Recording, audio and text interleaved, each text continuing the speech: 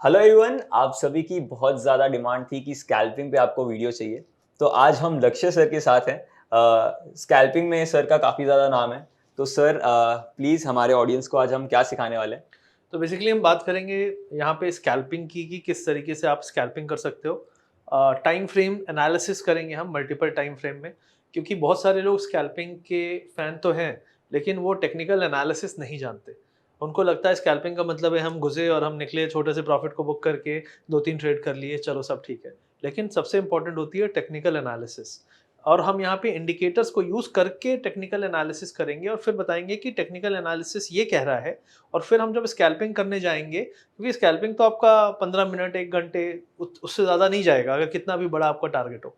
अगर आप छोटे टारगेट भी ले रहे हो तो आपको छोटे टाइम फ्रेम में एनालिसिस करना पड़ेगा, लेकिन उससे पहले जो एनालिसिस करना है वो भी मैं यहाँ पे समझाऊँगा, ताकि आपको एक स्टेप बाय स्टेप समझ में आए कि मार्केट बियरिश है या बुलिश है, या कौन से लेवल के बाद हमें कौन से तरफ डायरेक्शन में जाना है। क्योंकि डायरेक्शन अगर डिसाइड हो गई तो फिर उस डायरेक्शन में कॉल या पुट लेके पैसा छोटा कमाना बड़ी बात नहीं है, जो कि स्कैल्पिंग है। और थोड़ा बड़ा भी चाहते हो वो भी आप कमा सकते हो। तो इन दोनों चीज़ों के बारे में हम यहाँ पे बात करेंगे। तो चलिए सर, अब चार्ट्स पे मूव करते हैं। ठीक है, तो हम स्टार्ट करते हैं सबसे पहले। तो सबसे पहले मैं स्टार्ट करूँगा यहाँ पे कि मल्टीपल टाइम फ्रेम में हमको एनालिसिस करना पड़ेगा कि मार्केट क्या करने वाला है।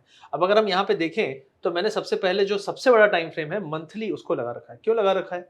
क्योंकि ओवरऑल जब आप बात करते हैं, और यहाँ पे जो इंडिकेटर्स लगा रखे हैं मैंने उसके बारे में बता देता हूँ। आरएसआई लगा रखा है मैंने, रिलेटिव स्ट्रेंथ इंडेक्स।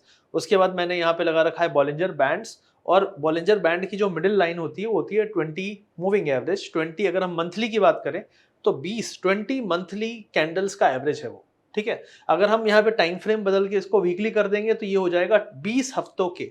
मतलब अगर हम 20 कैंडल्स यहाँ पे लास्ट गिने, उनका एवरेज निकाले, उसकी जो एवरेज लाइन होगी वो होगी आपकी मिडिल बॉलिंजर। और यहाँ पे एक और मैंने ये मैजेंटा काइंड ऑफ लाइन है, तो ये है basically 21 exponential moving average. Exponential मतलब आपका एक फास्ट मूविंग एवरेज रहता है, जिसमें आपका हाई सेंसिटिविटी रहती है टुवर्ड्स द डेटा, और 21 कैंडल्स को ये कंसीडर करती है। एक्सपोनेंशियल मूविंग एवरेज का फॉर्मूला है, आप जाके गूगल करके पढ़ सकते हैं। तो यहाँ पे हम ये सारी चीजें यूज करने वाले हैं जस्ट टू अंडरस्टैंड कि मार्केट कहाँ पे है, क्या करने वाला है। और अगर आप ट्रेड कर रहे हो या फिर आप इन्वेस्ट भी कर रहे हो तो भी आपको यहाँ पे मदद मिलने वाली है। अगर हम बॉलिंजर बैंड की बात करें तो बॉलिंजर बैंड क्या करता है, आरएसआई क्या करता है, ये बता देता हूँ शॉर्ट में। तो बॉलिंजर बैंड की दो आपकी लाइंस, आपको 3 लाइन दिखेंगी यहाँ पे, एक अपर बॉलिंजर, लोअर बॉलिंजर और मिडिल। मिडिल वाली लाइन आपकी ऑरेंज कलर की यहाँ पे हमने बनाई हुई है। तो जब आप बात करते हैं तो ये जो अपर लाइन आपको दिख रही है और ये एक लोअर लाइन दिख रही है, ये है two standard deviation. Standard deviation आपने पढ़ी होगी, गणित में पढ़ा होगा। तो स्टैंडर्ड डिविएशन मतलब मैक्सिमम फ्लक्चुएशन एक्सपेक्टेड जो है इस पूरे करंटली जो मंथली टाइम फ्रेम है इसमें, इस दोनों के बीच में रहने की उम्मीद है, ये दिखाता है। सिंपल भाषा में मैं समझा रहा हूं। तो अभी अगर मंथली टाइम फ्रेम में मार्केट यहां से अगर गिरा भी, तो पहला जो स्टॉप होगा वो यहाँ पे होगा, दूसरा स्टॉप यहाँ पे होगा। अब मैं क्यों कह रहा हूँ कि स्टॉप होगा, क्योंकि ये हो गई इसकी मीन लाइन। नॉर्मली मार्केट अपने मीन रिवर्जन, सुना होगा आपने, मीन रिवर्जन करता है। तो मार्केट का जो मीन है राइट नाउ वो होता है करीब करीब ये लाइन, ठीक है। 20 मूविंग एवरेज, 20 मंथ है, 20 महीने का मूविंग एवरेज की लाइन, ये मीन है। तो जब मार्केट गिरता है तो अभी बुलिश था, बुलिश से अगर यहां से फॉल आया तो कहां तक आएगा, मीन तक आएगा। और अगर और फॉल आया, गिरता गया, जैसे कोविड के टाइम पे मार्केट बहुत गिरा था, अगर गिरता गया तो कहां पे जाके फाइनली स्टॉपेज मिलेगा, वो होगा आपका लोअर बॉलिंजर बैंड। तो मार्केट नॉर्मली 2 स्टैंडर्ड डिविएशन ऊपर मीन लाइन से, ठीक है, और 2 स्टैंडर्ड डिविएशन नीचे मूव करता है। ये एक बॉलिंजर बैंड की थ्योरी है जो कहती है। अब हमने ये समझ लिया, आरएसआई आपको पता होगा, इसकी रेंज होती है 0 टू 100, ठीक है। अब ये 0 टू 100 के बीच में ही घूमेगा, उससे ज्यादा नहीं जाएगा, 100 120 नहीं जाएगा। तो इसकी जब रेंज 100 के पास जाती है तो इसको हम कहते हैं हाईली ओवरबॉट, और जब ये आपका 0 के पास जाती है तो हम कहते हैं हाईली ओवरसोल्ड। तो जब मार्केट हाईली ओवरसोल्ड है तो हम क्या करेंगे, हम बाय करेंगे। जब ओवरबॉट है तो हम क्या करेंगे, हम सेल करेंगे। लेकिन इसकी कोई एक ऐसी जगह फिक्स नहीं है कि यहीं से गिर जाएगा। हो सकता है 80 जाए, 85 जाए, 89 जाए, 92 जाए, ये जा सकता है कहीं भी। लेकिन जैसे जैसे ऊपर जा रहा है मार्केट हाईली ओवरबॉट होता जा रहा है, जो हम अपनी टेक्निकल की भाषा में कहते हैं यार मार्केट बहुत ज्यादा ओवरबॉट है, गिरेगा तो बहुत तगड़ा गिरेगा। तो गाइज यहाँ पे अभी हम बात करें तो यहाँ पे जब बॉलिंजर बैंड को मैं एक्सप्लेन कर रहा था तो यहाँ पे कुछ पॉइंट्स से जो मुझे नजर आए, इसको मैं यहाँ मेंशन कर देना चाहता हूँ कि पिछले 10-15 साल, 15 सालों में आरएसआई हमने कहा, क्या कहा कि जब भी ये 80, 90, 95 इस तरफ जाएगा, इट इज हाईली ओवरबॉट, और जब 20 के नीचे जाएगा तो हाईली ओवरसोल्ड। इतिहास में मैं नॉर्मली कह रहा हूं काफी दिनों से कि मार्केट बहुत ओवरबॉट है। मार्केट अगर ओवरबॉट है इसका मतलब है कि आपका मंथली मंथली बॉलिंजर बैंड हम टच कर रहे हैं, मंथली बॉलिंजर बैंड ऊपर टच कर रहे हैं और आरएसआई 81 पे चल रहा है। मंथली टाइम फ्रेम बहुत बड़ा टाइम फ्रेम होता है, एक महीने में एक कैंडल बनता है। अगर हम इसकी बात करें तो कितनी बार हम 80 के ऊपर गए हैं आप देखो, इतिहास में अगर हम जाएंगे तो यहाँ पे बहुत ज्यादा इंस्टेंस हमको नहीं मिलेंगे। ठीक है, 70 के ऊपर यहाँ पे भी हम गए हैं, लेकिन जब भी हम बहुत हाईली ओवरबॉट गए हैं उसके बाद ज्यादातर क्या हुआ है, यहाँ पे भी आप देखेंगे अच्छा करेक्शन था, यहाँ पे आपको 2008 का क्राइसिस दिखेगा, और यहाँ पे क्या होगा अब तो वो समय बताएगा, लेकिन यहाँ पे भी हम देख सकते हैं कि हम अपर बॉलिंजर को टच किए थे जो कि ओवरबॉट एरिया कहलाता है। आरएसआई ऑलरेडी यहाँ पे डाइवर्जेंस बना रहा था। आरएसआई का क्या है, सिंपल रूल बताता हूँ मैं, जब भी आपका प्राइस लगातार हाई बना रहा है लेकिन आरएसआई लगातार लो बना रहा है, इसको कहते हैं बियरिश डाइवर्जेंस। और डाइवर्जेंस को जानना बहुत जरूरी होता है टेक्निकल एनालिसिस में। एक्चुअली दो कुछ इंडिकेटर्स होते हैं जैसे आरएसआई, मैकडी, ये आपको डाइवर्जेंस बहुत बेहतरीन तरीके से समझाते हैं। तो डाइवर्जेंस के बारे में हम फिर किसी वीडियो में बात करेंगे, लेकिन फिलहाल मैं आपको समझाना चाह रहा हूं कि माइंड में क्या रखना है कि मार्केट क्या कर सकता है। मार्केट स्ट्रांग है, बहुत स्ट्रांग है, ओवरबॉट चल रहा है, ये ओवरबॉट कई महीनों से चल रहा है, लेकिन कितने महीने तक चलेगा ये कोई डिसाइड नहीं है, कोई कह नहीं सकता कि कितने महीने तक चलेगा। लेकिन एक चीज तो है कि जैसे जैसे ये ऊपर जा रहा है, जैसे जैसे ये ज्यादा समय तक ऊपर है, वैसे वैसे खतरा बढ़ रहा है, डेंजर बढ़ रहा है। इसीलिए मैंने कहा कि इंपॉर्टेंट है कि क्या हम डेंजर जोन पे हैं, एब्सोल्युटली हैं। और डेंजर जोन पे मार्केट के जो रिवर्सल होते हैं वो बहुत शार्प होते हैं अगर हम मंथली टाइम फ्रेम को पढ़ रहे हैं। और वो चीज को अब हम यहाँ पे हम बात भी कर लेंगे, देख लेंगे एक बार कि किस तरीके से ये करंटली पैन आउट हो रहा है। तो सर इससे हमें एक बार ओवरऑल एनालिसिस पता पड़ सकता है कि मार्केट किस डायरेक्शन में है, किस साइड पे है? ये देखो एक चीज बताऊं, जब भी आरएसआई आपका 70 के ऊपर है, ओवरबॉट तो है लेकिन ये भी दिखा रहा है कि मार्केट स्ट्रांग है। मार्केट, अगर हम कहें कि मार्केट कमजोर है, मैं तभी कहूंगा जब ये आरएसआई वापस से ऊपर जाके घूम जाए। जैसे मार्केट यहां से घूमा, ये घूमने को, क्योंकि ये हर महीने एक डॉट बनाता जाता है, ठीक है, वो पॉइंट्स कनेक्ट होते जाते हैं। तो जब ये घूम के नीचे की तरफ मुड़ जाए तो समझ लो मार्केट में एक करेक्शन आ सकता है। ठीक है, अभी टॉप किया है, घूमने में समय लगेगा। तो फिर हम क्या करें, अगर हमको एग्जैक्ट जानना है कि कब घूमेगा तो हमें छोटे टाइम फ्रेम में जाना पड़ेगा, और वही हम करने वाले हैं यहाँ पे। अब हम यहाँ पे क्या करेंगे कि आपको छोटे टाइम फ्रेम में चल के एनालिसिस करके दिखाते हैं। तो अब हम जाएंगे यहाँ पे वीकली टाइम फ्रेम में। तो यहाँ पे अब हम आ गए हैं वीकली टाइम फ्रेम पे। ठीक है, वीकली टाइम फ्रेम में क्यों आए हैं, क्योंकि भाई जितना छोटा टाइम फ्रेम उतना हमारा छोटा व्यू। हम स्कैल्पिंग पे जाना चाहते हैं, लेकिन स्कैल्पिंग के पहले मैं सिर्फ आपको एक मल्टीपल टाइम फ्रेम एनालिसिस दिखा रहा हूं, क्योंकि इसके बिना ना आप इन्वेस्टिंग में सक्सेसफुल हो सकते हैं। फंडामेंटली आप कितना भी जज कर लें किसी स्टॉक को, लेकिन आपको एक चीज पता है कि स्टॉक के प्राइस में वो चीजें रिफ्लेक्ट होने लगती हैं इससे पहले कि वो खबर आए। किसी को तो पता होता है, कुछ लोग को तो पता होता है। तो प्राइस टेल्स एवरीथिंग, तो प्राइस का एनालिसिस तो करना ही पड़ेगा। तो यहाँ पे अगर हम वीकली में जाते हैं तो डेफिनेशन सबकी सेम है, बॉलिंजर बैंड की, 21 EMA की, 20 SMA की डेफिनेशन सब सेम है, RSI की सेम डेफिनेशन है, लेकिन इसका इंपैक्ट जो है आपको जल्दी दिखेगा। मंथली का इंपैक्ट एक महीने बाद दिखेगा कैंडल में, तो वो हमारे ज्यादा काम आने नहीं वाली। लेकिन उसको हम एक बार चेक कर लेते हैं कि क्या मंथली में हम अभी अपने एक्सट्रीम लेवल पे पहुंचे हैं या नहीं पहुंचे हैं। तो वो चीज हम यहाँ देखें, तो क्या हम वीकली टाइम फ्रेम में एक्सट्रीम लेवल पे पहुंचे as per Bollinger band, as per RSI, इन चीजों को हम यहाँ पे चेक कर लेंगे। तो अब हम जब देखेंगे यहाँ पे, तो आप देखो ऑलमोस्ट 80 के पास RSI, 80 के पास RSI यहाँ पे बहुत कम यहाँ पे भी आया है। ये 2021 है, ये 21 ही चल रहा है। 21 के एंड में आप देखिए यहाँ पे एक करेक्शन आया था। ठीक है, यहाँ पे आप वापस से 70 के ऊपर आए, तो 70 के ऊपर जाते ही ये खतरा बढ़ जाता है, लेकिन ये 80-85 तक भी गया है, तो जा सकता है, हमको ये पता है। तो हम ये नहीं कहेंगे यार देखो आ गया, ये ओवरबॉट है, हम सेल करना शुरू कर देंगे, नहीं।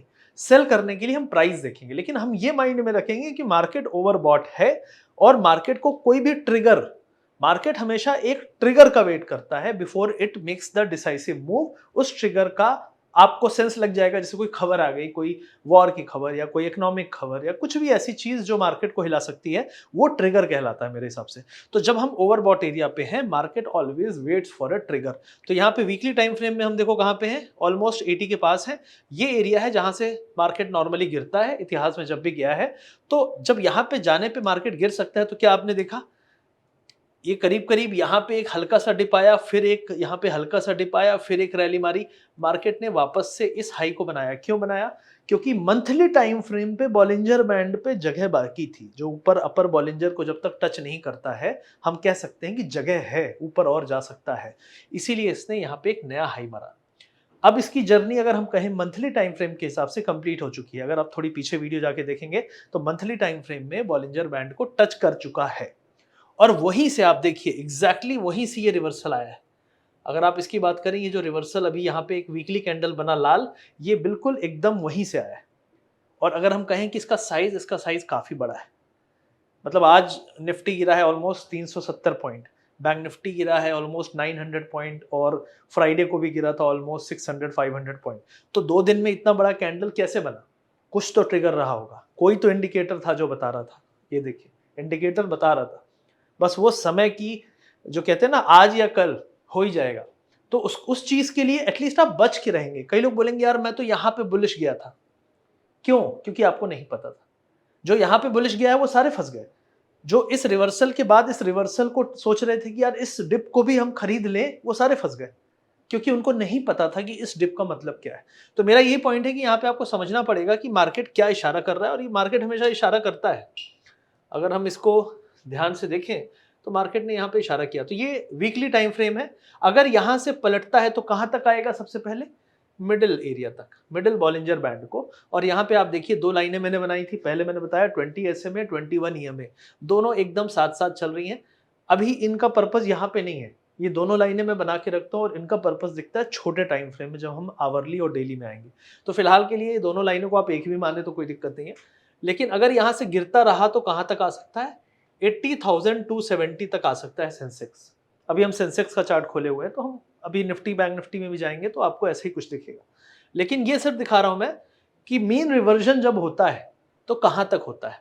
आरएसआई पलट चुका है। अगर आरएसआई गिरता है वीकली टाइम फ्रेम में, तो लास्ट टाइम इसने बॉटम कहीं यहां पे बनाया था, अगर हम देखें यहां पे कहीं, तो ये एक पहला बॉटम बनता है इसका करीब करीब 60 के आसपास, 60-62 के आसपास, जो हमें अभी तक दिखा है।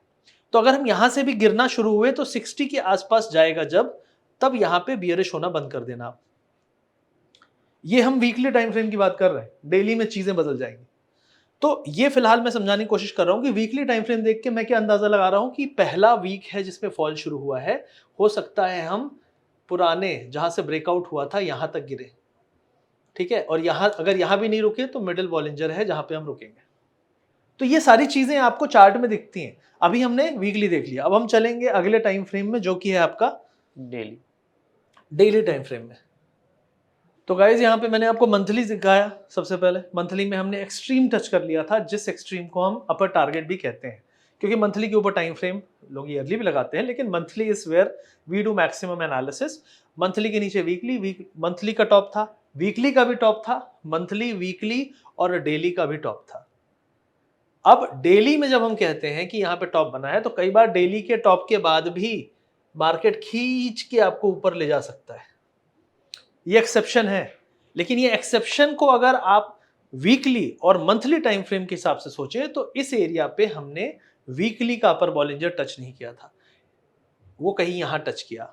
यहां आते आते हमने मंथली का अपर बॉलिंजर टच कर लिया। मतलब मार्केट इतनी तेजी से ऊपर गया कि इसने सारे अपर जो रेंज है पूरी टच कर ली।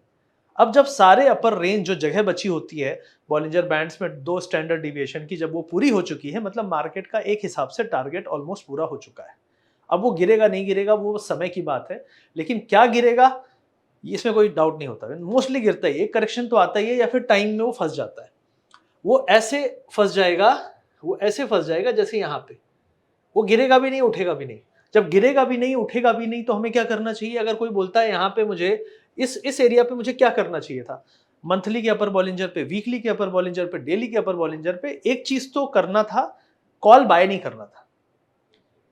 कॉल सेल कर सकते थे थोड़ी और ऊपर की रेंज के 1-2 हफ्ते बाद की। क्यों? क्योंकि इतनी आसानी से नहीं चला जाएगा। 1-2 दिन, 4 दिन, 6 दिन वहां बिताएगा, और वो 4-6 दिन में आपका जो डिके है आपका बेनिफिट है। बिल्कुल। तो करना था, तो जब तक हमको इशारा नहीं मिलता कि ये गिरना शुरू हो रहा है, तब तक हम कॉल सेल कर सकते थे, हम कॉल बाय नहीं करना है ये डिसाइड कर सकते थे, या फिर हम फ्यूचर में पोजीशन बना के बैठ सकते थे। ये तीनों चीजें करते तो हमारा नुकसान नहीं होता, फायदा होता नहीं होता, वो समय की बात थी। लेकिन लोग क्या करते हैं, लोग इसको यहीं से फाइट करना शुरू कर देते हैं, यहीं से फाइट करना शुरू कर देते हैं। अरे यार ये देखो ना, अपर बॉलिंजर टच कर लिया। नहीं, अपर बॉलिंजर टच कर लिया इज द साइन कि अब किसी भी समय मौका आ सकता है। लेकिन क्या आपने मल्टीपल टाइम फ्रेम एनालिसिस किया? अगर किया है तो आपको समझ में आ जाएगा कि यार हाँ, यहां तक भी जा सकता है, क्योंकि बहुत मोमेंटम है मार्केट में, बहुत पुश है। तो ये चीज एक है जो ध्यान रखनी चाहिए। अब कोई बोलता है कि यार कैसे हम बाय कर लें, कब बाय कर लें? ठीक है, पुट बाय करना है हमको, क्योंकि ऑप्शन बाइंग ही सब करना चाहते हैं। जब हम स्कैल्पिंग का नाम लेते हैं तो लोग बोलते हैं ऑप्शन बाइंग, कॉल बाय करूं स्कैल्प करना है, पुट बाय करूं स्कैल्प करना है, कैसे करूं? तो सबसे पहली चीज है, अब हम एक्सट्रीम पे चल रहे हैं, एक्सट्रीम पे चल रहे हैं। फर्स्ट टाइम जब एक प्रीवियस कैंडल को आप, अभी आप यहां पे देखो, कोई भी कैंडल लाल नहीं है, सारे हरे हैं। इसका मतलब क्या हुआ? नीचे खुले ऊपर ही बंद हुए, बिल्कुल। किसी भी दिन ऊपर खुल के नीचे नहीं बंद हुए। दूसरी चीज है इसका जो अगर हम इसको ऐसे देखें, इस प्रीवियस लो के नीचे कभी भी बंद नहीं हुए, इवन इफ कलर भी नहीं बदला, और प्रीवियस लो के नीचे भी बंद नहीं हुए। कई बार ऐसा हो सकता है कि आप ऊपर बंद हो रहे हो लेकिन हर कलर चेंज है ना। ये सारे कैंडल तो बुलिश है लेकिन कलर रेड है, ऊपर खुल के नीचे बंद हो रहा है, ऊपर खुल के नीचे बंद हो रहा है, यहाँ पे नीचे खुल के ऊपर बंद हो रहा है। इसका मतलब है अभी भी बुलिश है, कोशिश है, जोर लगा रखा है मार्केट ने कि उसको ऊपर जाना है। यहाँ पे 2-3 कैंडल मारे और आखिरी पुश इसने मारा, सबसे बड़ा। और हमेशा याद रखो कि जो सबसे लास्ट कैंडल होता है वो सबसे बड़ा होता है, और उस लास्ट कैंडल के अपर विक बन जाता है, जिसको हम इनवर्स हैमर भी कहते हैं। कई बार टॉप बनता है जो इनवर्स हैमर, कई लोग उसको इंडिकेट करते हैं कि एक तो आपका डोजी बन जाएगा, ठीक है, यहाँ पे कहीं पे डोजी बना देते नो मैंस लैंड में, यहाँ पे कहीं पे डोजी बन जाता, ठीक है, कि पूरी ताकत लगा ली और अटक गए वहीं पे, ना बॉडी वॉडी है ही नहीं उसकी, किसी तरीके से होल्ड कर लिया। ठीक है, इस तरीके के बहुत बने हैं टॉप, ये देखो एक बना है, काफी बनते हैं इस तरीके के टॉप। ये देखो, ये भी इनडिसाइसिव था। भाई तू इतना एक्टिवली पार्टिसिपेट मत कर। ठीक है, सही है, कहते मैं ढूंढने लगा ना, तो सही पकड़े हैं। तो आई गेस पीछे कैमरा के पीछे जो है वो भी काफी एक्टिव पार्टिसिपेशन ले रहे हैं वीडियो में। हाँ, तो बिल्कुल है। तो ये जो कैंडल था, इस कैंडल ने हमें कुछ नहीं कहा कि यहाँ से शॉर्ट करना है, लेकिन अगले दिन के कैंडल ने क्या किया, हाई पे खुला, प्रीवियस आप देखो इसके ऊपर खुला है, बिल्कुल हाई बनाया, लेकिन क्लोजिंग कहाँ दी इसने, इस पूरे कैंडल को आधा खा गया। Now one thing for sure, जब भी आप किसी कैंडल को देखो, प्रीवियस कैंडल को 50%, ये हमेशा रूल बना दो, 50% is a very important and very 50% का जो रूल होता है कैंडल का, कि अगर कोई भी अगला कैंडल इस 50% के ऊपर बना रहा तो बुलिश ही है। अगर ये बुलिश कैंडल था ऊपर का ग्रीन कलर का, तो इस कैंडल का अगला कैंडल अगर इसके 50% के ऊपर ही है, अगला कैंडल भी 50% के ऊपर है, अगला कैंडल इसके 50% के ऊपर है, it means it is not letting the previous day majority to win, जो इनके अगेंस्ट थी। 50% का मतलब है, जो देखो एक कैंडल बनता है, इसमें बुल भी हैं बियर भी हैं, लेकिन आधे से ज्यादा लोग कंफर्टेबली प्रॉफिट में हैं जो यहाँ पे घुसे। ये तो प्रॉफिट में है ही, ये भी प्रॉफिट में है अगर हम इसके ऊपर निकल गए। तो मोस्टली क्या है, जो प्रीवियस डे वाले लोग हैं उनको कितना फंसा रखा है इसने, इसको हम देखते हैं। तो 50% का रूल सिंपल ये है कि अगर आपके प्रीवियस डे के 50% के ऊपर ही रहा तो ठीक है, लेकिन उस 50% के अगर नीचे आ गए तो फिर खेल खत्म। और वो भी वहां पे जहां पे सारे टॉप बन रहे हैं, वीकली, मंथली, डेली, सारे टॉप बन रहे हैं। क्योंकि टॉप जब बनता है, याद रखो, टॉप जब बनता है तो reversal will be very sharp, it will not give you chance to even think and draw the lines, and that's what we saw। खुला उसके नीचे और फिर पूरे दिन उसके नीचे गया, और इवन ये पूरे कैंडल को खा गया। तो इसका मतलब है ये भी फंसे, ये भी फंसे, ये भी फंसे, ये भी, सारे फंस गए।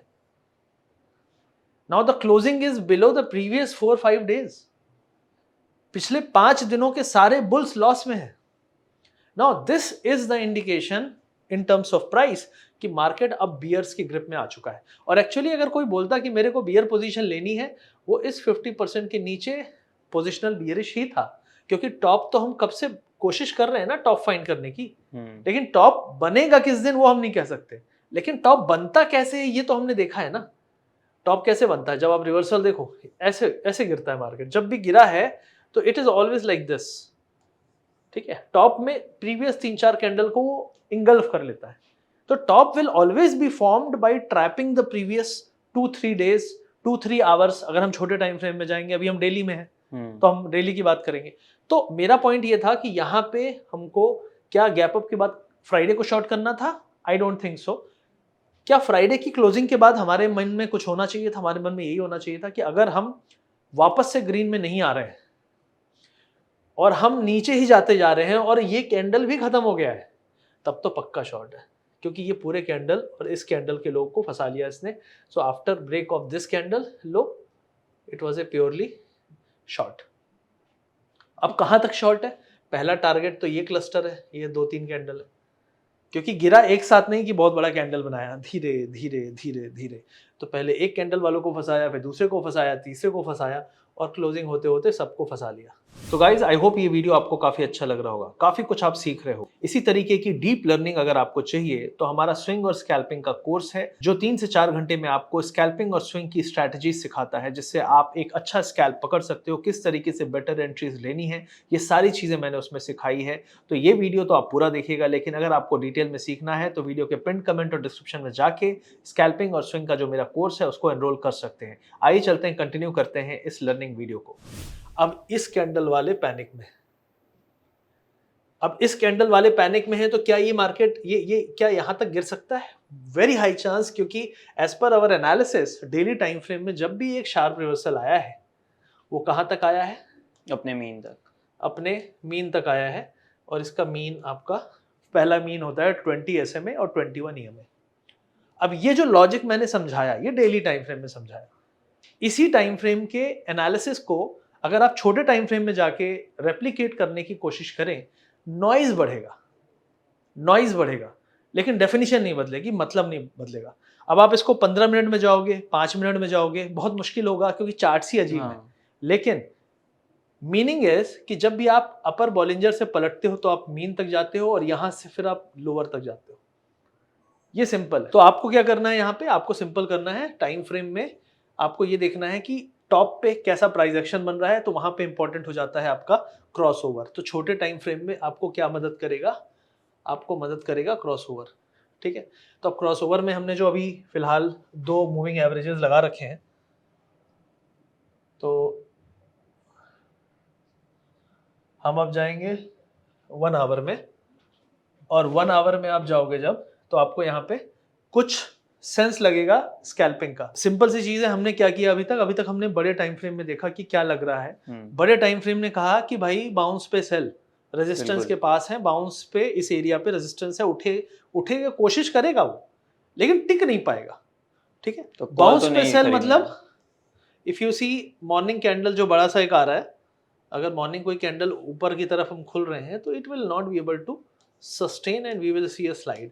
सो गैप अप पे सेल करूंगा मैं, ये मेरे माइंड में है। लेकिन उसका इंडिकेशन किधर से आएगा? इंडिकेशन सिंपल है कि जो ये एरिया है, लेवल, ये लेवल हमने मार्क किया हुआ था डेली टाइम फ्रेम में, अपर बॉलिंजर, वीकली टाइम फ्रेम में भी अपर, मंथली में भी अपर, सब कुछ यही है। तो ये तो नो ब्रेनर है कि यहाँ पे क्यों सेलिंग करनी है। लेकिन प्राइस एक्शन क्या कहता है? प्राइस एक्शन ये बोलता है कि अगर हम एक इंपॉर्टेंट लेवल, जो हमारा प्रीवियस क्लस्टर था जहां से हम ऊपर उठे थे, जैसे मार्केट क्या करता है, पहले ये रेंज में रहेगा और फिर मारेगा, ठीक है। तो ये जो रेंज है, इधर से ऊपर गया और फिर एक रेंज बनाया, फिर ऊपर गया, तो जब गिरेगा तो यहीं पे कहीं पे रुकेगा, फिर गिरेगा तो यहीं पे कहीं पे रुकेगा। तो जो रुकने का एरिया है, जो रुकने का एरिया है, वो वहीं पे होता है ऑलमोस्ट जहां पे आपकी रेंज थी, क्योंकि यहाँ पे इसकी फाइट थी बुल और बियर की, और बुल और बियर की जहां पे फाइट होती है, वहीं पे वापस लौटते समय भी फाइट होती है। तो यहाँ पे अगर मैं कहूँ, आपको दिखाना चाहूँ इसको, सेम चीज को लाइव मार्केट में, ये एक एरिया है जहां पे बुल बियर की फाइट हुई, ठीक है। ये एरिया है जहां बुल बियर की फाइट हुई, ये एरिया है जो रेंज बाउंड है, ठीक है। तो इस टाइप के जो एरिया है जो एक रेंज है, ऐसे रेंज को आपको पकड़ना पड़ेगा, क्योंकि ये रेंज जब ब्रेक होती है ना लंबी, तो बहुत बड़ा मूव आता है। अभी यहाँ पे जब रेंज टूटी तो बड़ा मूव आया, अब जब ये गिर रहा है और इस रेंज पे भी नहीं रुका, तो अब कहां रुकेगा ये? यहां पे रुकेगा। अब आप बोलोगे क्या इतना गिर जाएगा? अरे भाई, मल्टीपल टाइम फ्रेम के टॉप है, और मल्टीपल टाइम फ्रेम के टॉप के बाद जो रिवर्सल आता है वैसे भी वो 2000 2500 पॉइंट तो बैंक निफ्टी 3-4 दिन में जा जाता है, तो कौन सी बड़ी बात है अगर यहाँ तक आ गया तो। और सर हमारे वीकली का मीन भी 83,000 ही है। वीकली का मीन भी 83,000 है, एग्जैक्टली। लेकिन मैं तो प्राइस एक्शन और क्लस्टर ही बोल रहा हूँ बस। बिल्कुल। तो मैंने कहा कि जब आप स्कैल्पिंग करने जाओगे तो आपको दो चीजें देखनी है। पहला, लेवल्स ब्रेक, कौन से लेवल टूट रहे हैं। दूसरा, अब इसको मैं क्रॉसओवर की भाषा में समझाना चाहूंगा। ये क्या है? ये लाइन, ये आपके 20 SMA 21 EMA, ये आपकी एक लक्ष्मण रेखा है जिसके आप प्राइस अगर इसके ऊपर जाता है तो फिर ये बुलिश हो जाता है, अगर इससे नीचे आता है यहाँ रुकता है, और नीचे आते ही बियरिश हो जाता है। तो ये जो पॉइंट है ये आपका पॉइंट होता है जहां से आप बियरिश या बुलिश हो सकते हो। अब आप यहाँ पे अगर देखो तो लक्ष्मण रेखा के नीचे तो इसके नीचे यहाँ पे आ गया, देखो ये आज का पहला कैंडल है। मतलब इसने, देखो बड़े टाइम फ्रेम में भी हमने यही चीज देखी कि जो आज खुला है वो कैंडल के पूरे एरिया के नीचे खुला है। मतलब इसने पुराने एरिया को टेस्ट तक नहीं किया, कोशिश भी नहीं की फाइट करने की। साथ ही साथ जो हमारा मूविंग एवरेज का डेफिनेशन है, आप देखो यहाँ पे एक गैप डाउन हुआ था सुबह सुबह, और खुलते ही सीधे एक रेड, फिर अगला कोशिश फेल्ड।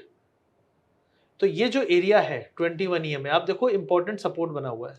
आप यहाँ पे आते हो टेस्ट करने और फिर बाउंस मारते हो।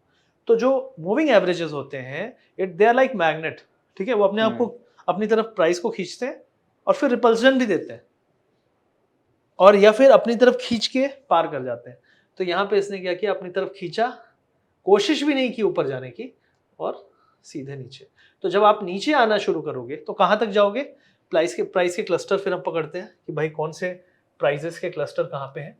तो अगर हम इसको देखना शुरू करें तो सबसे पहले हमने जो बात की थी ये एरिया था, हम यहाँ पे नहीं रुके। अब यहाँ पे अगर हम गिरना शुरू किए हैं तो अगला जो क्लस्टर है वो यहीं पे है। तो अगर हम यहाँ पे नहीं रुके तो हम यहाँ तक भी ईजिली आ सकते हैं, क्योंकि यहाँ पे कोशिश काफ़ी हुई थी बचाने की, लेकिन इस कोशिश के बाद भी कितने प्यार से हम इसके आधे तक तो आ ही चुके। तो 50% हमने ब्रीच कर दिया है उस एरिया को। ये डेली कैंडल में नहीं समझ में आ रहा है अभी, क्योंकि आवरली है, लेकिन डेली का ये पूरा एक ही दिन में हुआ था खेल, क्योंकि एक दिन में करीब 6.5 आवरली कैंडल बनते हैं, 6.5 घंटे का मार्केट है करीब करीब। तो ये जो 6 कैंडल बनते हैं वो 6 कैंडल मतलब 6 hours of fight between bull and bear, और उसके बाद हम ऊपर गए थे। तो उस फाइट को तो ये ऑलमोस्ट 50% खा ही चुका है। तो अब बाकी 50% के लिए ये लोग डिफेंसिव हो गए हैं, ये लोग डर में होंगे, ना कि ये, क्योंकि ये ऊपर से ये कॉन्फिडेंस है इसको, यहाँ से इसने ऑलरेडी इतना बड़ा मूव दे दिया है और सपोर्ट यहीं पे है। तो ये लोग बोलेंगे यहाँ से निकलो, भागो, यहाँ पे वापस से पोजीशन बनाएंगे। देखो बुल और बियर में दो चीजें होती हैं, पोजीशन कहाँ बना रहे हैं। हम अगर अच्छी जगह पोजीशन बनाएंगे तो हम पैसा कमाएंगे, हम अगर बीचों बीच पोजीशन बनाएंगे और लड़ेंगे तो हार जाएंगे। तो ये लोग यहाँ पे थोड़ी फाइट करेंगे, लेकिन अगर नहीं जीत पाए तो ये वापस से एग्जिट मारेंगे। जैसे ही एग्जिट मारेंगे बड़ा कैंडल आएगा, and this is the area जहाँ पे ये वापस से कोशिश करेंगे, क्योंकि इनके क्लस्टर यहीं पे है। यहाँ पे इनको पता है कि कॉन्फिडेंस हमें ज्यादा है फाइट करने का, और फिर यहाँ पे टाइम पास करेंगे और फिर देखेंगे कि ले जाएं या यहाँ से भी गिव अप हुआ नीचे वाला लेवल तो ब्रेक डाउन। तो ये प्राइस एक्शन हो गया। लेकिन सिंपल है स्कैल्पिंग के लिए, प्राइस को समझिए, मल्टीपल टाइम फ्रेम के रेजिस्टेंस और सपोर्ट को समझिए। हमेशा याद रखिए कि रेजिस्टेंस पे सेल करने पे पैसा बनता है और सपोर्ट पे बाय करने पे पैसा बनता है। बीच पे करने पे परेशानी होती है, तकलीफ होती है, और जब बीच में आप करोगे तो आपको नहीं पता आप किधर जाने वाले हो। क्योंकि अगर हम मिडिल बॉलिंजर की बात करें, किसी भी टाइम फ्रेम में middle Bollinger is the flipping point. इसको मैं फ्लिपिंग पॉइंट कहता हूं कि ये जो है this is a flipping point. हो सकता है यहां तक आते और वापस ऊपर चले जाते, और नहीं होल्ड किए तो गिर गए। तो हो जाने दो ना इसको, हम क्यों डिसीजन ले जाके, कर लेने दो उसको। उसने क्या किया, खुलते ही रेड कैंडल मारा, और जब खुलते ही रेड कैंडल मारा तो मैं तुरंत जाऊंगा और बड़े टाइम फ्रेम में देखूंगा क्या चल रहा है। तो बड़े टाइम फ्रेम में मुझे क्या दिखा, यार ये तो वापस से इसके नीचे आ गया, जो ये आपका एरिया था जिससे हम ब्रेकआउट किए थे ये कैंडल से, इस ब्रेकआउट कैंडल के नीचे हम आ चुके हैं ऑलरेडी पहले कैंडल में। अब तो ये एरिया में अगर हम नहीं रुके, अगर हमने इस एरिया पे स्टॉप नहीं किया इस फॉल को, तो we can have a very big fall, क्योंकि this is the last resort. जब हम पहाड़ चढ़ते हैं तो हम स्टॉपेज लेते हैं ना, तो ये आखिरी स्टॉपेज था क्लिफ के पहले का, सांस यहीं पे फूल चुकी थी उनकी, तो वापस जाते समय सबसे पहले ये भागेंगे और यहाँ पे फिर उसके बाद आके रुकेगा मार्केट। तो ओवरऑल इस तरीके से हम सपोर्ट और रेजिस्टेंस फाइंड करते हैं, और जो डेली टाइम फ्रेम में 20 सिंपल मूविंग एवरेज है या 21 EMA है डेली टाइम फ्रेम पे, that is considered as a decent support and resistance. नीचे से जब हम ऊपर जाते हैं गिरने के बाद, एक अच्छे फॉल के बाद, तो वो रेजिस्टेंस है, और जब हम ऊपर से गिरते हैं तो वो एक सपोर्ट की तरह पहला स्ट्रॉन्ग सपोर्ट काम करता है। और जब हम छोटे छोटे स्कैल्प पकड़ना चाहते हैं तब हम 1 आवर में जाते हैं। कई लोग बोलते हैं हम 5 मिनट में स्कैल्प करते हैं। 5 मिनट का कैंडल लगा के आप स्कैल्प करो, लेकिन एनालिसिस तो करना पड़ेगा ना, ओवरऑल मार्केट क्या कर रहा है। यहां से बड़ा फॉल आया है, कोई बोलता है यार बहुत पैसा बना, मैं बुक नहीं कर पाया, मैं पूरा कमा नहीं पाया। क्यों कमा नहीं पाया? 5 मिनट में बैठा है वो, 15 मिनट में, 15 मिनट कैंडल लगा के बैठे हैं। लेकिन अगर उसने आवरली का भी एनालिसिस किया होता तो उसे पता था कि अगर यहाँ के नीचे हम आए तो हम इससे पहले नहीं रुकेंगे, ठीक है। या फिर इस एरिया पे जो ये है fight, this was the fighting area, क्योंकि यहाँ पे आप देखो ग्रीन रेड ग्रीन, तो ये क्लस्टर का हाई, मैं हमेशा हाई और लो पकड़ता हूँ जहाँ पे फाइट होती है। तो फाइट जो ये हुई थी, इसका हाई ये है और लो ये है। हाई पे हम नहीं टिके तो लो तक आने चाहिए, ठीक है। यहीं पे पहला सपोर्ट मिलना शुरू होगा इसको, फिर यहाँ पे धीरे धीरे करके सपोर्ट बनाने की कोशिश करेगा अगर करा तो। और कई बार ऐसा होता है कि a fall, a top can leads to a fall, very big fall also, I am not sure, क्योंकि जब तक नहीं हुआ है तब तक नहीं पता ना। तो अब उसको कैसे जज करेंगे? लेवल बाय लेवल, इस एरिया पे निकल जाएंगे, अब इसके ऊपर देखते हैं क्या होता है। कोई बोलेगा यहाँ पे मैं क्या करूँ, पुट ले लूँ क्या? भाई कुछ करने का लेवल ही नहीं है, वो तो बता रहे हैं यहाँ पे समय बर्बाद करेगा 2 दिन। जब वो खुद ही बोल रहा है समय बर्बाद करेगा, तो मैं क्यों समय बर्बाद करूं? Let me wait. तो these are the common mistakes people do in scalping. अगर यहाँ पे कंसोलिडेशन हुआ 2-3 दिन और ये नहीं आया फॉल, तो जिन बियर्स ने यहाँ पे एंट्री ली वो तो ठीक है, जिन्होंने यहाँ पे ली वो तो ठीक है, जो लास्ट वाले बियर है ना वो फंस जाएंगे, और उनके फंसने के कारण एक शॉर्ट स्क्वीज हो जाएगा, और ये जो शॉर्ट स्क्वीज होगा वो करीब यहाँ तक होगा। जो पहला सपोर्ट था वो पहला रेजिस्टेंस बन जाएगा, और फिर अगर गिरना होगा तो गिरेंगे, नहीं जाना होगा तो ऊपर जाएंगे। और हर जगह आपको फ्लिपिंग पॉइंट की तरह 21 EMA को आप रख सकते हो, क्योंकि 21 EMA के नीचे से ऊपर जाने पे आप बाय कर लो, ठीक है। और कितने कैंडल आपको ऑब्जर्व करने पड़ेंगे आवरली में? कम से कम 1 से 2 कैंडल, ठीक है। अगर वो बड़े कैंडल ने 50 पॉइंट का गैप बना लिया, जैसे इस कैंडल ने पहले कैंडल से ही ठोक दिया पूरा, ठीक है, बहुत बड़ा कैंडल है ये, तो इसमें अब कुछ सोचने वाली बात नहीं है। ये टूट गया, अब सीधे यहीं पे है स्टॉपेज, ठीक है। ये नहीं हुआ तो यहाँ पे स्टॉपेज, और इसके बाद फिर यहाँ पे स्टॉपेज है। कई लोग यहाँ भी बाय करके गए होंगे, ये इसलिए गए होंगे ताकि कोई भी पुट कैरी करके ना जाए। इसका मतलब नहीं मार्केट का फॉल खत्म हो गया है। लास्ट में ये कैंडल कहते हैं ना कि अगर यहाँ पे रेड और ये ग्रीन, इसका मतलब है कंटिन्यू रहने वाला है मोस्टली, क्योंकि market never does in a straight line. तो ये ग्रीन आएंगे बीच में, तो ये माइंड में रखना है कि अगर गिराना भी है बड़ा फॉल तो बीच बीच में बाउंसेस लाएंगे, छोटे बड़े, it will come. But point is कि क्या बड़े टाइम फ्रेम पे कुछ खेल शुरू हुआ है? अगर हमको दिखा है बड़े टाइम फ्रेम के एनालिसिस में, तो वी नो कि यार इस बाउंस के बाद इस एरिया पे प्राइस एक्शन देखूंगा, इस पे प्राइस एक्शन देखूंगा। प्राइस एक्शन में जब हम जाते हैं तो उसके बारे में सेपरेट वीडियो बनाऊंगा, क्योंकि बहुत बड़ा हो जाएगा। यहाँ पे हम मल्टीपल टाइम फ्रेम एनालिसिस और 21 EMA के फ्लिपिंग पॉइंट से कैसे हम स्कैल्पिंग कर सकते हैं, कितने मूव मिलेंगे उसकी बात कर लेते हैं, और वो हम फिर प्राइस एक्शन, एकदम नेकेड प्राइस एक्शन के बारे में हम अलग वीडियो में बात कर लेंगे, ठीक है। तो यहाँ पे हम कितने पॉइंट एक्सपेक्ट कर सकते हैं अगर हम 21 EMA के फ्लिपिंग पॉइंट पकड़ते हैं? पहली चीज है डायरेक्शन क्लियर रखो। दूसरी चीज है सिर्फ स्कैल्पिंग मत करो। स्कैल्पिंग अगर कर रहे हो तो फिर मैं जो नॉर्मली रिस्क रिवॉर्ड रखता हूँ 1:1, 20 पॉइंट अगर आएगा तो 20 पॉइंट जाने के लिए आपको देना पड़ेगा ऑप्शन बाइंग में, वरना आप फिर नहीं, भूल जाओ। वो तो बात है कि मैंने बहुत एनालिसिस किया, मैं घुसा और घुसते ही वो मेरी तरफ चला गया, वो तो मेरा एनालिसिस का बेनिफिट मुझे मिल रहा है, एक्यूरेसी जो कहते हैं। अगर मेरा एनालिसिस बहुत गंदा है फिर तो मैं नहीं कर पाऊंगा ये।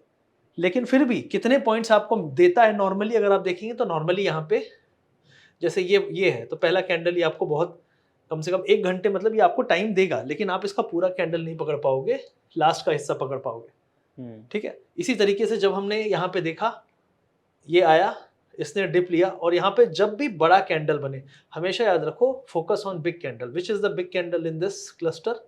दिस वन, ये जो ग्रीन है, जो सबसे बड़ा सॉलिड कैंडल, या फिर आपका जैसे हमने आए और ये हमारा मूविंग एवरेज है, मूविंग एवरेज पे आपका लोअर विक के साथ एक बड़ा कैंडल बन जाए, लोअर विक, तो lower wick is also considered as a very strong candle.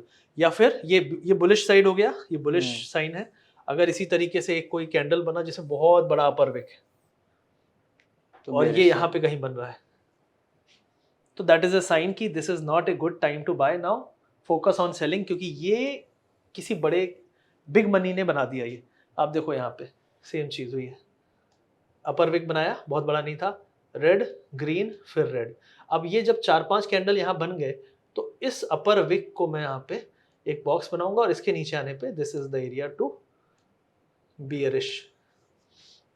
इस बॉक्स के नीचे देखिए, हमेशा याद रखिए प्राइस का क्लस्टर जो बनता है ना, ये हाई है, ये आपका लो है। लो क्यों है? क्योंकि क्लोजिंग यहीं पे हुई थी इस बड़े कैंडल की। तो बड़े प्राइस एक्शन की क्लोजिंग, बड़े प्राइस एक्शन की ओपनिंग कैंडल, और पूरे क्लस्टर का रेंज बनाना अगर आप सीख गए तो आपको बहुत आसानी होगी प्राइस एक्शन में। तो ये रेंज आपको अगर यहाँ बनाते तो यहाँ पे हम एंट्री ले सकते थे, लेकिन अगर आपको ये नहीं भी आती है तो आप फिर फ्लिपिंग पॉइंट का वेट करो, क्योंकि एक बार ये टूट गया तो उसके बाद आपको मोमेंटम मिलेगा, और momentum is very important for scalping, क्योंकि लोग ज़्यादा देर रुकना नहीं चाहते। बोल रहे यार आज तो मार्केट धड़धड़ाते हुए गिर रहा था। आप कहीं भी किसी भी टाइम पे पुट लेते आपको पैसा बनता, यही तो है। किसी भी टाइम लेते, 10 मिनट बैठते, 5 मिनट बैठते, पैसा बन रहा था। यही तो है स्कैल्पिंग ना। लेकिन वो मार्केट ऐसा था, मोमेंटम ऐसा था, तो मोमेंटम के लिए आपको वेट करना पड़ेगा। इसीलिए मैंने कहा scalping is good, but only when there is a right setup, क्योंकि this is not the area for scalping. बहुत आपको परेशान करेगा, क्योंकि होगा क्या, इस रेड कैंडल बनते ही आप कहीं पे घुसोगे और अगला कैंडल ग्रीन बन जाएगा। ठीक है, अगला ग्रीन बन जाएगा, फिर उसके बाद अगला इनडिसाइसिव, और पूरा दिन वेस्ट कर देगा। इसमें आप डीके में मारे जाओगे, पैसे नहीं बनेंगे, 5 to 10% भी नहीं बनेंगे। कई बार आपको विक्स के कारण परेशानी होगी कि विक्स गिर रहा है तो प्रीमियम नहीं भागेंगे, even if the candle is making तो ये सारी एक प्रॉब्लम्स है। लेकिन जब ये रेंज टूटती है, कोई भी रेंज टूटती है, उसके बाद जब आपका मार्केट फटता है, देखो रिसेंट का हाई ये था, फिर रिसेंट का हाई ये था, क्लोजिंग हाई ये था, इसके ऊपर जाने के बाद जब ये कैंडल ने इस पूरे क्लस्टर के हाईज को तोड़ दिया ना, there was no doubt.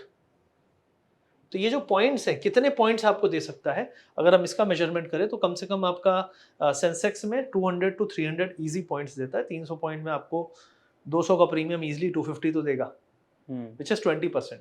Scalping में जो नॉर्मली टारगेट हम रखते हैं वो रखते हैं 5 to 8 to 10%, उससे ज़्यादा नहीं। तो अब कैसे बुक करता हूँ मुझे मान लो लगा कि मैंने यहाँ पे, अगर मुझे लगा कि यार कल एक बाउंस आ सकता है, तो उस बाउंस पे यहाँ पे 200 का प्रीमियम मैं देखूंगा कौन सा है, 200 से 250, उसको मैं यहाँ पे खरीद लूंगा। मेरा स्टॉप लॉस मैं लगाऊंगा नहीं सिस्टम में, लेकिन मेरा स्टॉप लॉस रहेगा 175 और my target will be 250। Sir stop loss ना लगाने का क्या कारण है? स्टॉप लॉस ना लगाने का कारण है ये स्पाइक्स जो आजकल बहुत ज़्यादा हो रहे हैं। आप देखो यहाँ पे ये जो ऊपर ये आपको दिख रहे हैं, ये आपके स्टॉप लॉस को खा जाता है। देखो मार्केट ने कुछ नहीं किया, लेकिन किसी भी, ये देखो ये मार्केट क्या ऊपर जा रहा है, प्राइस ऊपर जा रहा है, तो अगर ऊपर जा रहा है तो कॉल वाले को पैसा बनना चाहिए था। ठीक है, अगर प्राइस ऊपर जा रहा है तो पुट वाले को नुकसान होना चाहिए था, लेकिन किसी ने बहुत समझदारी के साथ बोला होगा मैं यहाँ पे पुट लेता हूँ, यहाँ पे बहुत देर से इस एरिया को नहीं पार कर पा रहा है, तो ये स्पाइक्स उसके स्टॉप लॉस को ले उड़ेगा। इसी तरीके से ये जो स्पाइक्स हैं एक स्टॉप लॉस को ले उड़ेगा किसी भी बुल के। तो ये जो स्पाइक्स है ना, ये 5 to 10% का स्टॉप लॉस तो यूं लेके उड़ते हैं। अब कोई बोले यार 10% का स्टॉप लॉस मैं नहीं लगाऊंगा तो कितना लगाऊंगा? मेरा पॉइंट सिंपल है, कैपिटल कम रखो, स्टॉप लॉस बड़े रखो। कैपिटल कम रखो, स्टॉप लॉस बड़े रखो। उससे क्या होगा? उससे ये होगा कि तुमको समझ में आ जाएगा कि तुम्हारा स्टॉप लॉस कितना होना चाहिए। क्योंकि स्टॉप लॉस में मैं नहीं कह रहा कि स्टॉप लॉस आपका आप 10% रखो, 20% रखो, मैं कह रहा हूँ कि 250 के प्रीमियम को अगर आपने बहुत सोचने और समझने के बाद खरीदा है, तो इस 250 को खरीदने के बाद आपके एनालिसिस में कितना जाता है? ये 210 तक जाता है नॉर्मली, 220 जाता है या 200 जाता है, या आपने कहा 250 में लिया उसके बाद ये नीचे ही चला गया, तो फिर तो आपका एनालिसिस उल्टा है। जो एनालिसिस है उसका उल्टा करो फिर तो कुछ है ही नहीं। लेकिन अगर आपके एनालिसिस के हिसाब से प्रीमियम, देखो ये सेल्फ ऑब्जर्वेशन इज एवरीथिंग। मेरे एनालिसिस के हिसाब से 250 जब मैं कोई खरीदता हूँ, सोचने के बाद, समझने के बाद, सब कुछ करने के बाद, तो मेरा ये एरिया रहता है प्रोटेक्शन। यहाँ अगर ये बार बार 200 जा रहा है और 200 पे जाते ही बाउंस नहीं आ रहा 220 225 का, मतलब ये खतरे में है। ये वर्स्ट केस सिनेरियो बोल रहा हूँ। वैसे तो मैं 220 ही मान के चलूंगा, क्योंकि मैंने बहुत एनालिसिस किया, बहुत स्टडी की, मतलब समथिंग इज रॉन्ग। देखो, accepting something in advance is better, कि आपने पहले ही मान लिया कि यार कुछ तो गड़बड़ है, क्योंकि आज यार जो भी, मतलब 250 से जब से मैंने खरीदा है ये उल्टा ही जा रहा है, उल्टा ही जा रहा है। ऐसा होता है ना, कई बार हमने खरीदा वो तो गिर ही रहा है, something is wrong, that's why, right. तो मैं क्या करूंगा, नॉर्मली 250 का मान लो 240 भी चल रहा है या 230 चल रहा है ना, what I will do is I will exit my position and then go back to drawing board and think क्या हो सकता है, नहीं हो सकता, क्या प्राइस बोल रहा है, and then re enter the same position. अगर मेरा एनालिसिस कहता है नहीं ये सही है पोजीशन, ये धोखा दे रहा है, या फिर I will not take any position. क्योंकि अगर मेरा एनालिसिस के हिसाब से मार्केट का प्राइस नहीं बिहेव कर रहा है, then why should I stay. Many people just stay and वो स्कैल्पिंग को पोजिशनल बना देते हैं, स्विंग बना देते हैं, और फिर ऊपर वाले के ऊपर कि भाई कल गैप अप हो जाए तो मुझे पैसा बन जाए, गैप डाउन हो जाए तो पैसा बन जाए, यही करते हैं। तो that is not the right thing. Scalping को स्कैल्पिंग रहने दो। अगर तुमने स्विंग का एनालिसिस कर लिया है तो तुम स्कैल्पिंग को छोड़ोगे तो भी कोई दिक्कत नहीं है, क्योंकि तुम्हें एनालिसिस तुम्हारा स्विंग का था, तुम्हें पता है कि यार ये आज धोखा दे सकता है, कल नहीं दे पाएगा। In that case what you should do is you should not buy anything which is of the current expiry. So मेरा नॉर्मल सिस्टम रहता है, प्रीमियम अगर हम बात करें सेंसेक्स में 200 से 300 के प्रीमियम्स होने चाहिए, ठीक है, जिसपे मैं ऑप्शन बाइंग करूंगा। इसमें मेरा जो स्टॉप लॉस होगा करीब रहेगा 20% का। ये 20% इसका मतलब नहीं है कि मैं हिट कराने के लिए बैठा हुआ हूँ, इसका मतलब है 20% का मार्जिन लेके मैं इसको वॉच करूंगा कि क्या कर रहा है। मतलब 200 का अगर प्रीमियम मैंने लिया तो इसका 20% हो गया 160, ठीक है। तो 160 के नीचे नहीं जाना चाहिए, और 160 के नीचे जाने पे इसको कम से कम अगर ये 10-15 मिनट्स इसके नीचे ही रहता है तब मैं डरूंगा। नॉर्मली प्रीमियम्स एक्सप्लोड आजकल, तो अगर ये 200 को 160 जाना होगा तो 160 पे नहीं रुकेगा, 140 पे रुकेगा। लेकिन मैं ये देखूंगा क्या वो 140 पे जाके फट से 160 के ऊपर आता है या नहीं आता है। अगर वो नहीं आता है तो मैं 160 165 जिधर भी आया 155 मैं निकल जाऊंगा। नेक्स्ट बाउंस पे निकल ही जाऊंगा। बाउंस आएगा लेकिन वो अगले 5-10 मिनट में ही आएगा, क्योंकि आजकल क्या होता है, प्रीमियम्स को एक साइड एक्सप्लोड होते हैं, दूसरी साइड ये टोटल क्रश कर दिए जाते हैं। तो ये एक चीज ही हो गई। दूसरा, अगर ये 200 वाला फटा ऊपर की तरफ, टारगेट की तरफ, तो कितने में मैं बुक करूंगा? मेरा टारगेट है 250, ठीक है। लेकिन अगर ये मुझे एक झटके में लगा यार 260 270 280 होके आ गया, तो मैं क्या करूंगा, इसको थोड़ी देर वेट करूंगा और फिर देखूंगा, क्योंकि जब ब्रेकआउट होता है किसी भी चीज का तो एक कैंडल नहीं बनते, 2 से 3 बनते। तो क्या ये पहला कैंडल था या इसके बाद एक और बनेगा? उसके लिए मुझे तो वेट करना पड़ेगा ना 5 to 10 मिनट्स। तो मैं वेट करूंगा 5 to 15 मिनट्स। 15 मिनट्स के अंदर उसने अगर नया टारगेट दिया तो क्या होता है, नॉर्मल कैंडल से एक ये बना, फिर अगला ओवरलैप होते हुए दूसरा, फिर तीसरा, और फिर एक अपर विक करके फंसा के यहाँ पे सबको मार देगा। तो ये 200 का प्रीमियम हो सकता है ये 500 भी चला जाए, but I am with what mindset? I am here for swing और स्कैल्पिंग। क्या करने आया हूं मैं? ये 200 का कैंडल 500 भी चला जाएगा, लेकिन मेरे माइंड में ये चल रहा है कि मेरा टारगेट था 200 से 250 या ज्यादा से ज्यादा 280। 280 पे मैं क्लोज करूंगा। इसका अगर ये तभी है जब मैंने टारगेट नहीं मारा है और एक किस्मत चमक गई यार 500 पे मिल गया, लेकिन इस तरीके की किस्मत हमेशा नहीं चमकेगी। So I should be very lucky, क्योंकि एनालिसिस मेरा गलत नहीं था। एनालिसिस मैंने स्विंग के हिसाब से किया था। मैंने कहा ये कोई बोलता है 200 की चीज तुमको 500 में बेचने को मिली और तुम बैठे हुए थे, इसीलिए बैठे हुए थे क्योंकि तुम्हारा एनालिसिस स्विंग का था। स्कैल्पर कभी ये सोचता भी नहीं है। स्कैल्पर बोलता है 200 भाई 10 रुपए दे दे यार, 20 रुपए दे दे यार, कुछ मिल जाए। तो वो जो आदमी 10-20 सोच रहा है ना, उसके लिए ये चमत्कार है। लेकिन जो स्विंग का एनालिसिस करके बैठा है उसके लिए ये एक अच्छा दिन है, लेकिन ऐसे दिन के लिए रोज उम्मीद मत करना, अब कूल डाउन पीरियड में जाओ क्योंकि ये बहुत बड़ा प्रॉफिट था। तो जब मैं स्कैल्पिंग करता हूं तो मैं माइंडसेट में रखता हूं कि यार बड़ा प्रॉफिट अगर बना तो लेना है, क्योंकि स्कैल्पर क्या करता है ना, अगर उसकी एक्यूरेसी अच्छी नहीं है तो वो क्या करेगा, वो 5 में से 10 दिन,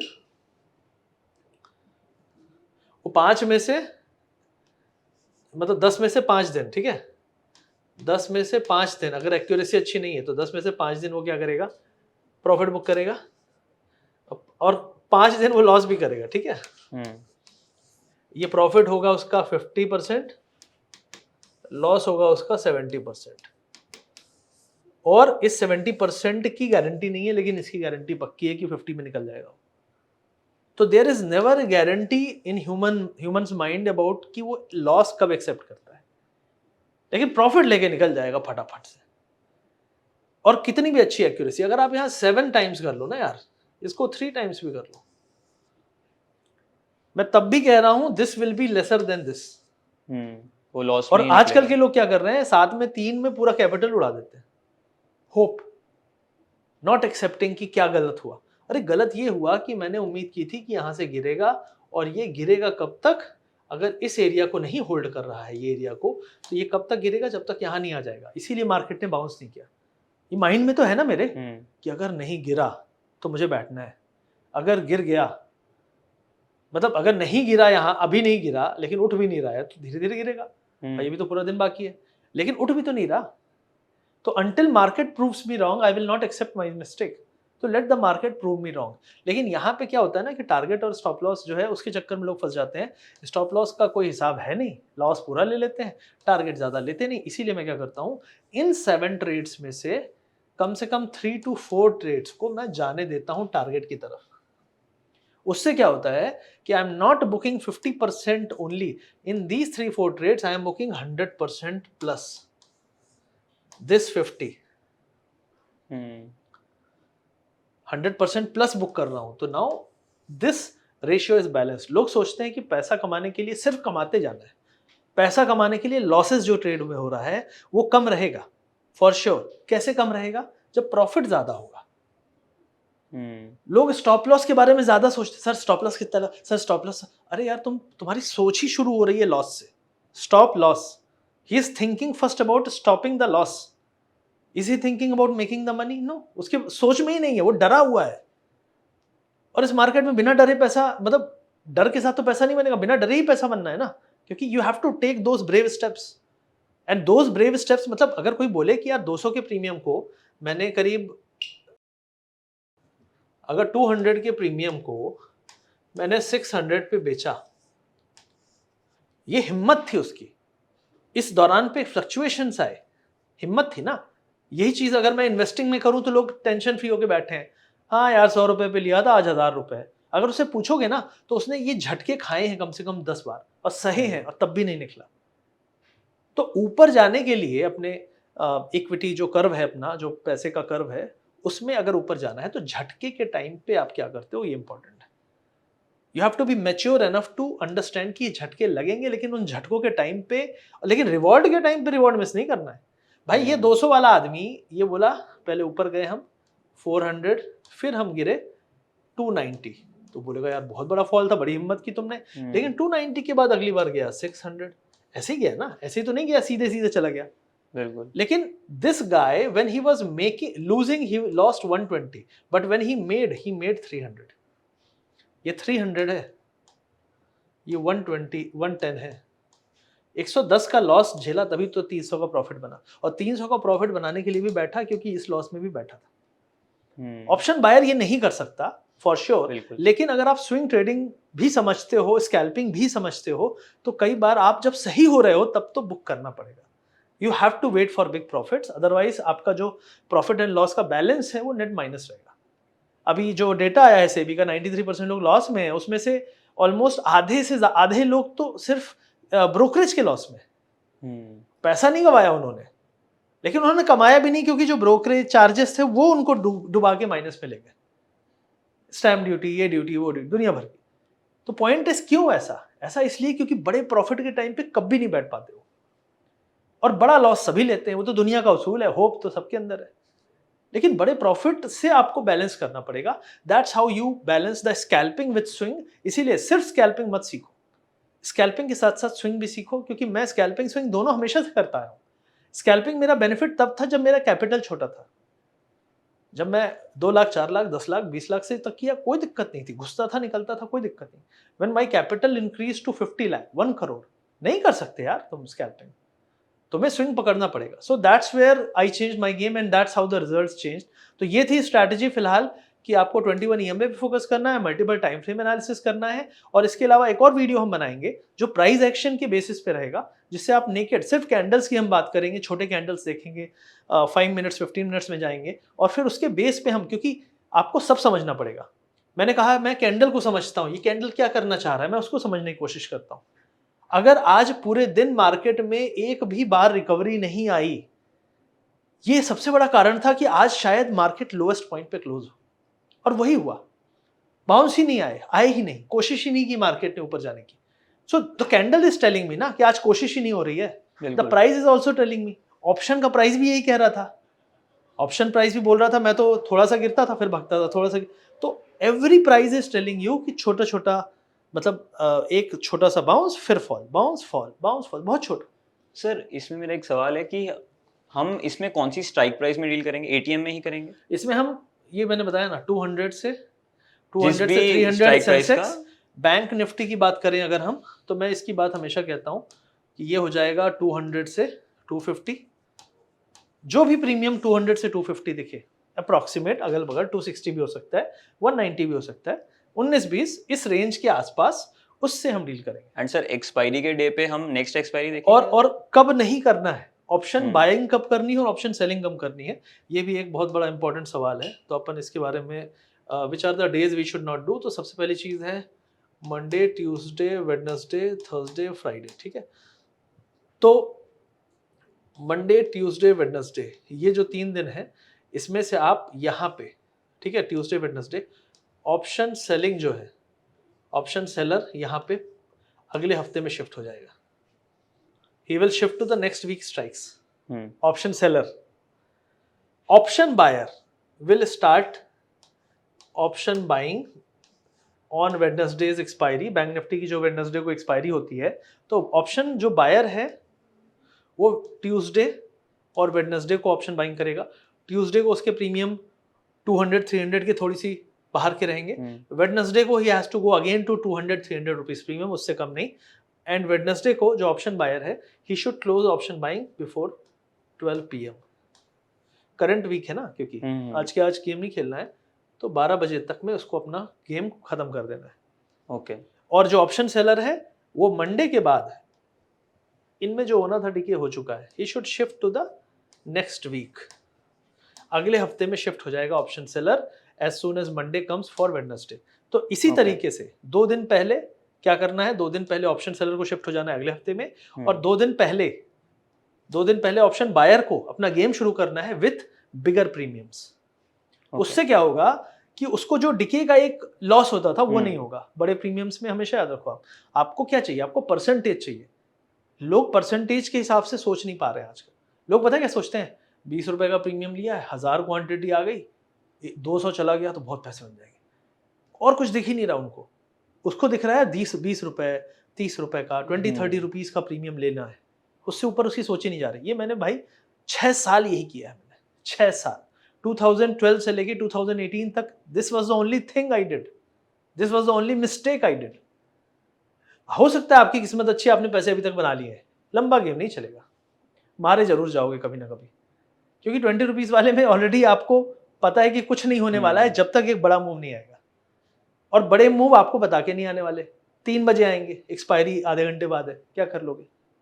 तो ये सब चैलेंजेस अब जो आ रहे हैं लोग समझ रहे हैं, और जो हीरो करते थे, जो 20-30 रुपीज पेमेंट करते थे, दे हैव रियलाइज्ड दिस कि नहीं चलेगा ऐसे काम। Market has become very tough for last 3 months, बहुत कठिन है। इसमें ऑप्शन प्रीमियम्स आर लाइक, उसमें मतलब आपको एक जो बस्ट दिखता है वो आप जब सोचोगे नहीं हो रहा है जब आप नहीं सोचोगे तब होगा। Either it happens between 9:15 to 9:45 or it happens between 2:45 to 3:30. 245 के बाद हुआ तब तक में खेल खत्म हो जाता है, और सुबह बिल्कुल। सुबह हुआ तो you are not ready for it, hmm, क्योंकि रीजन नहीं है ना। और हम लोग रीजन देख के ट्रेड करने वाले हैं कि आज क्या है, आज बुलिश है, बियरिश है। ये बुल और बियर का केस कैसे बना? मार्केट इज बुलिश, पॉजिटिव है सब कुछ, मार्केट इज बियरिश, नेगेटिव है सब कुछ। अभी कुछ नहीं है, जो कैंडल बन गया वही है। आज कैंडल रेड बन गया तो हम बोलेंगे अरे मार्केट बियरिश था, लेकिन क्या माहौल बियरिश है? नहीं, माहौल तो बियरिश नहीं था, कुछ भी बियरिश नहीं है। तो this is the new change. तो अब हमको कैंडल देखने पड़ेंगे, माहौल से कुछ नहीं हो रहा है, अभी तो नहीं हो रहा है, क्या पता कोई बड़ा माहौल बदले, कोई बड़ी न्यूज आए, बड़ा इंपैक्ट हो। तो ये चीज करनी है आपको। बेसिकली मैं क्या कहना चाह रहा हूँ, ऑप्शन सेलर्स जो पिछले 3 महीने में काफी परेशान हुए, ऑप्शन सेलर्स के लिए इतना मुश्किल नहीं था मार्केट। ऑप्शन सेलर वो परेशान हुआ है जो एक दिन पहले ऑप्शन सेलिंग शुरू करता है कल के लिए। कल एक्सपायरी है, आज मैं ऑप्शन बेचता हूं, कल तक में जीरो हो जाएगा। अगर उसको देखना है कि वो क्या कर रहा है, मैं सिंपली एक चीज हमेशा कहता हूं, कोई बोलता है यार डीके नहीं होता, मैं ऑप्शन सेल करता हूं, तो मैं कह रहा हूं आप आज अगले हफ्ते का, एक हफ्ते बाद का सेम स्ट्राइक, उसके हफ्ते बाद का सेम स्ट्राइक का कर्व देख लो। कोई भी कर्व आपको ऐसा नहीं मिलेगा, सारे कर्व आपको ऐसे ही मिलेगा। कोई भी ऑप्शन का प्रीमियम अगले हफ्ते का, उसका अगले हफ्ते का अगर आप जाके देखोगे, एंड यू से कि ऑप्शन सेलिंग इज डिफिकल्ट, आप उसका चार्ट देखो जाके, ये होंगे बीच बीच में। लेकिन यहां जिसने सेल किया होगा उसको देखो, जो यहां सेल कर रहा है ना वो रो रहा है ऑप्शन सेलिंग में पैसा नहीं बन रहा, 1 डे बिफोर एक्सपायरी। पर जिसको कमाना था वो कमा चुका है, निकल गया, वो अगले हफ्ते में शिफ्ट हो गया है, और आप इसमें लगे हुए हो।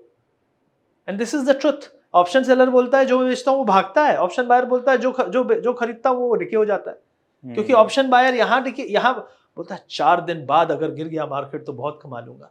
क्या हो जाएगा, ये स्पाइक मिलेंगे निकलोगे नहीं, ये स्पाइक मिलेंगे निकलोगे नहीं, उसके बाद ये होगा।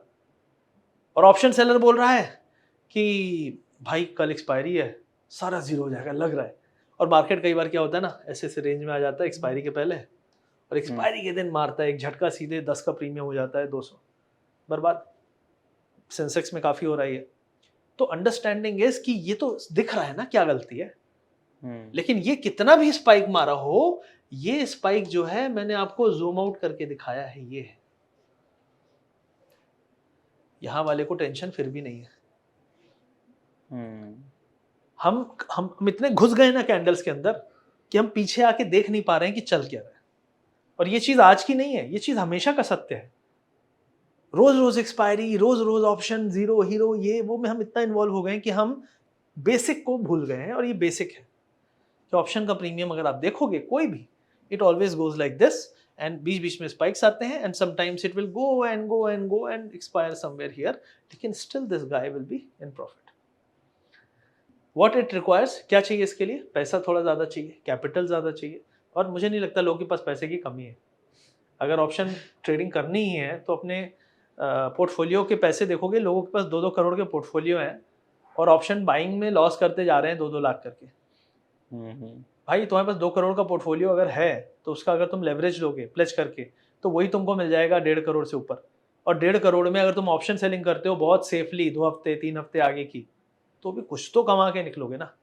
2-2 लाख करके लॉस करते जा रहे हो, बोल रहे हो कुछ हो नहीं रहा, कुछ हो नहीं रहा, कैसे होगा? Because you are not understanding the right picture of option. और ऑप्शन का राइट पिक्चर यही है, option buyer is not making money most of the time, क्योंकि ये ट्रुथ है, सत्य यही है ना, तभी तो ऑप्शन बायर पैसा नहीं बनाता। और ऑप्शन सेलर बनाता कौन है, ये आपको सोचना पड़ेगा। मोस्टली ऑप्शन सेलर ही पैसा बना रहा है, लेकिन वो जो दूर की सोच रखता है और जो बहुत ज्यादा जल्दी में नहीं है पैसे बनाने के। तो this is the game, this thing I wanted to make you explain कि यहाँ हमने ऑप्शन बाइंग की बात कर ली, ऑप्शन सेलर को क्या माइंडसेट रखना है। दूसरी चीज है कि रेजिस्टेंस कहाँ पे होते हैं, सपोर्ट्स कहाँ पे होते हैं। अब देखो यहाँ पे हमने सपोर्ट्स की भी बात ज़्यादा नहीं की, लेकिन यहाँ पे आप देख सकते हो कि एक बार हमने लोअर बॉलिंजर से बाउंस दिया, फिर हमने यहाँ पे एक डिप मारा, उसके बाद हम यहाँ पे 21 EMA के पास सपोर्ट लेके बड़े कैंडल के साथ ऊपर गए। लेकिन हम यहाँ पे जिस दिन हमने ये हाई तोड़ा, यहाँ पे एंट्री ले सकते थे। इसके बाद ये सपोर्ट आपका हो गया। अब इसके नीचे जब तक नहीं आएगा मैं बियरिश नहीं होऊंगा। अब इसके बाद आप यहाँ रेंज में हो गए, ठीक है। लेकिन जब भी ऐसा ब्रेकआउट होता है तो ऑप्शन सेलर क्या करता है, ऑप्शन सेलर इसके थोड़ी सी नीचे के पुट्स बेचना शुरू कर देता है। कौन से? एक हफ्ते बाद के। ओके। एक हफ्ते बाद क्या हुआ? डिके होके यहीं पे है मार्केट, यहाँ वाले सब जीरो हो गए। तो मेरा ये पॉइंट है, मैं नहीं कह रहा कि ऑप्शन बाइंग में डिमोटिवेट नहीं कर रहा, मैं ये कहना चाह रहा हूँ ऑप्शन बाइंग रोज रोज नहीं करनी है, दिन में 4 बार नहीं करनी है। पहले का टाइम रहा होगा, लेकिन आजकल ऐसा टाइम नहीं है। You have to be very choosy कि कब आप कर रहे हो, किस तरीके का आपका ब्रेकआउट है या ब्रेकडाउन है या सेंटिमेंट का फ्लो है आपके साथ जो आपको मोमेंटम दे रहा है, इसी तरीके से आप ऑप्शन बाइंग कर सकते हो। तो आई होप ये वीडियो अच्छा लगा होगा। बिल्कुल we are sir. Done with this video. अगर आप सभी को ये वीडियो पसंद आया तो हम जल्दी और नए वीडियोस के साथ आने वाले हैं। जरूर। तो इस चैनल को सब्सक्राइब कर दो ताकि आप तक सबसे पहले नोटिफिकेशन पहुंचे, और अगर आपको हमारा ये एफर्ट पसंद आ रहा है तो इस वीडियो को लाइक कर दो, इससे हमें थोड़ी मोटिवेशन मिलेगी और ये और ज्यादा लोगों तक पहुंच पाएगा। बिल्कुल। तो मिलते हैं एक अगले वीडियो में। Thank you very much.